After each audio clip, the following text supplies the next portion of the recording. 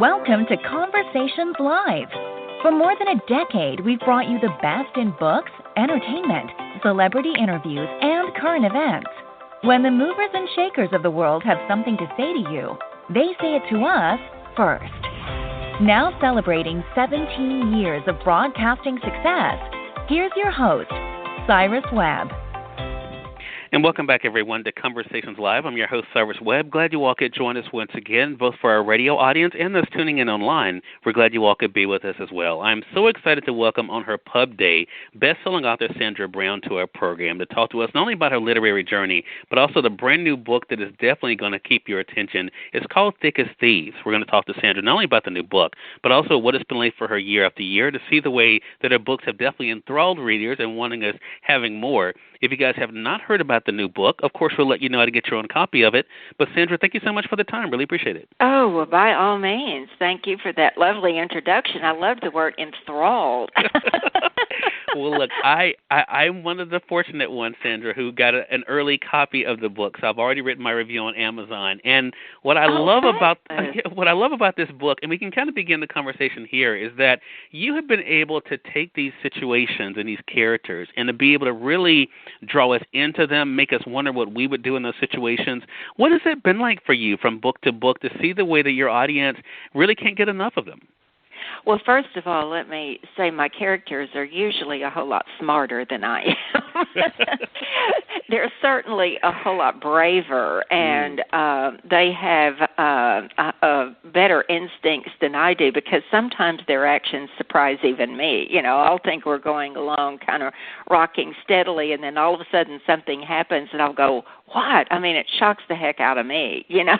So that's fun part of being a fiction writer, I think, is that I get so caught up in the story and in those characters' lives that I kind of give them free rein. And as I say, they sometimes sort out a knotty problem that I can't do alone. And I know that sounds totally schizophrenic, but it's also the truth. But thank you for the compliment. It is, a challenge, and that's what they pay me for, is to come up with stories that, I think it does depend a lot on the character or characters. Usually I have two protagonists, and the villain is really as important as the protagonist, because the villain has to be the hero of his own story, if that makes sense. In other words, he feels justified in what he's doing. Right. So even if he's evil to our, the outside looking in, to himself, he's doing what he should do. So I have to create characters that I think the reader is going to identify with, but wish they knew.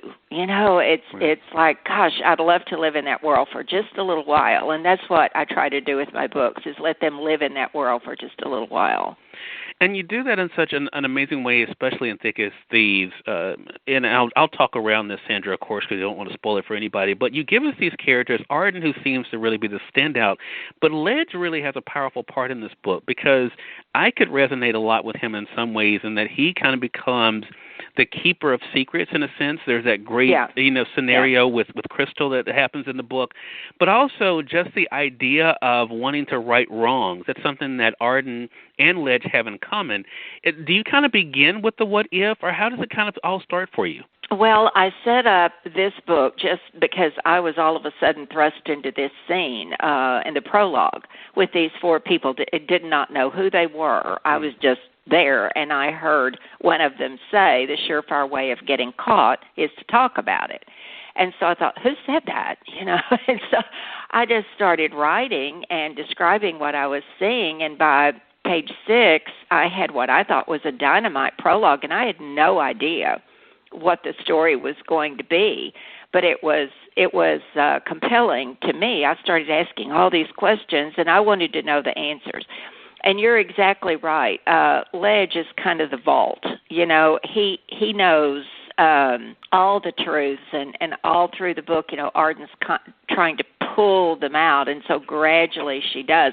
The challenge for me in this book was keeping the backstory as vital as the front story, to keep the story that was the night of the burglary and the sequence of events. I had to keep that as action-packed and as vital and as tense as the present day story was. And so as a writer, I was challenged to do that, and I'm glad. It sounds as though it worked for you. I'm glad it did. It does. And to stay with Crystal for a moment, and I did not expect Crystal just kind of appeared, and she became to me such an important part of this journey, especially with Ledge. There's a great line that you wrote, Sandra, from Crystal to Ledge, and it ties in so well with what you just said, and that is, memory lane is a dangerous neighborhood. Why don't you stay out of it? So, I mean, and I think, so talk to us, if you don't mind, a little bit about Crystal. Did you see her in the beginning, too, or did she just evolve? You know, that's a very interesting character you picked on, because when I first was describing the storyline to my editor, I said, and then there's the hot ticket in town. And I said, she's going to be another source of conflict between Ledge and Rusty, the villain. And they have a long history, you know, with each other, kind of this triangle.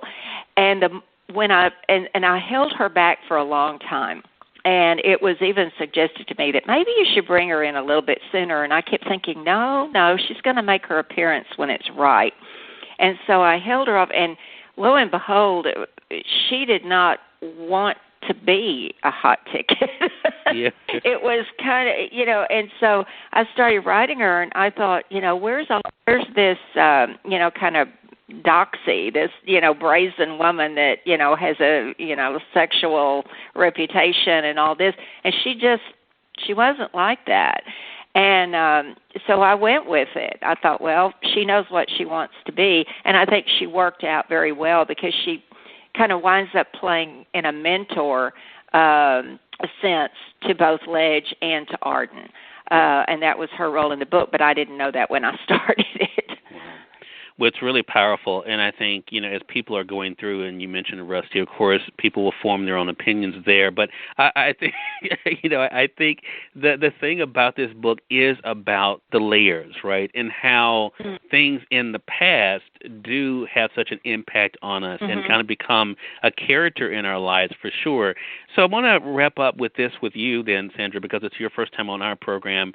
Do you still have those wow moments when you kind of look at them? I mean, because at the end of this book, of course, you know, one of the things it mentions about you is that you're the author of 71 New York Times bestsellers. I mean, do you still have those wow moments about your own journey that led you here? Oh, gosh, yes. It's been an evolution. I mean, it's been a long, you know, I've been doing this for a long time, and I look at that number, and frankly, even I'm in awe of it, because I think, I don't believe I know that many words.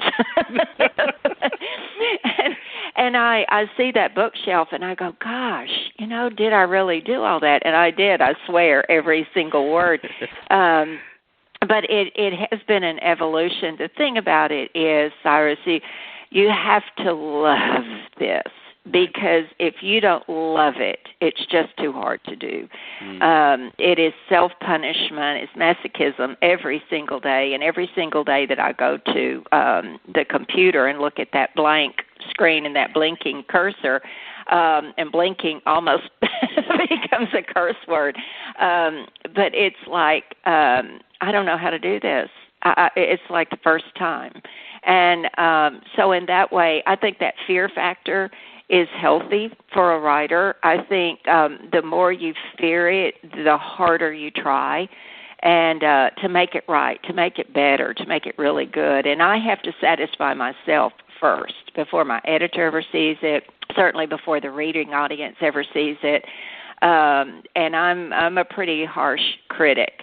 And you have to love it. And I feel, you know, even though it's torture, I step back every day and think, gosh, I'm so lucky to be able to do this and make a living at it, because I do love the storytelling. Yeah, and well, believe us when I say, Sandra, we enjoy the stories, and that's why I'm so honored to be able to have you on. Again, everyone, best-selling author Sandra Brown has been our guest. Her newest book is called THICK AS THIEVES. It's available, as I mentioned earlier, through our friends at Amazon.com, or, of course, you can get it through your favorite local bookstore for sure. And Sandra can be found at sandrabrown.net. And, of course, she's all over social media the way that we are today. Sandra, last thing I do want to ask you, what has it been like for you to not be able to be out and about with your readers but to connect with them more online?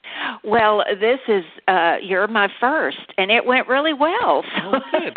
I'm glad to hear that. No, it's going to be, I have a virtual event tonight with Poisoned Pen bookstore in Scottsdale. And I was there in person last year, so I'm hoping that, the people that came last year will join us online, and everybody can. It's a plus and minus because in this way, people that ordinarily would not get to attend, an event, a book event, will be able to go on Facebook and chat with me. So I'm looking forward to it in a way. In another way, I miss, pressing the flesh and actually seeing my readers in person. Well, we'll definitely get back there. And Sandra, thank you so much for allowing us this time, and definitely looking forward to our next conversation together. Thank you, Cyrus. Have a good day. You do the same thing. And we thank your audience for tuning in to another great segment of Conversations Live. Until next time, I'm your host, Cyrus Webb, saying, as always, enjoy your day, enjoy your life, enjoy your world. Thank you all for choosing Conversations Live. Let's make today a great one. Take care.